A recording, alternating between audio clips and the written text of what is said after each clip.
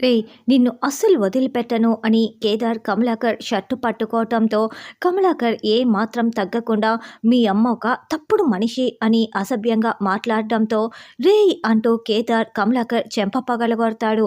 దాంతో కౌశికి, సుధాకర్, యువరాజు అందరూ కూడా చాలా షాకింగ్గా చూస్తూ ఉంటారు.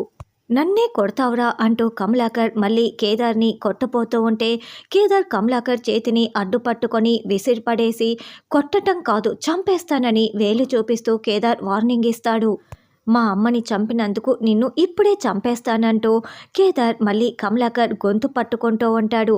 వెంటనే కౌశికి కేదార్ అంటూ కేదార్ చెంప పగలగొట్టడంతో యువరాజ్, నిషి, వైజయంతి చాలా చాలా సంతోషంగా చూస్తూ ఉంటారు. ఇక రాత్రి కేదార్ మాత్రం చాలా షాకింగ్గా చూస్తూ ఉంటారు. అలా కౌశికి కేదార్ చెంప పగలగొట్టి, ఎంత ధైర్యం ఉంటే మా బాబాయ్ మీదే చెయ్యి వేస్తావు నువ్వు, ఈ పని నేను ఎప్పుడో చేయాల్సి ఉండేది, ఇన్ని రోజులు ఆగి మేమే తప్పు చేశామేమోనని అనిపిస్తూ ఉంది, రేపటితో మీకిచ్చిన గడువు పూర్తయిపోతుంది, సాక్ష్యాలు చూపించండి లేదా ఇండ్లు వదిలి వెళ్ళిపోండి, ఇదే నా నిర్ణయం అంటూ కౌశికి తెగేసి చెప్పి లోపలికి వెళ్తుంది. అబ్బా అని ధాత్రి కేదార్ చాలా బాధపడుతూ ఉంటే యువరాజ్, నిషి, వైజయంతి మాత్రం చాలా సంతోషపడుతూ ఉంటారు.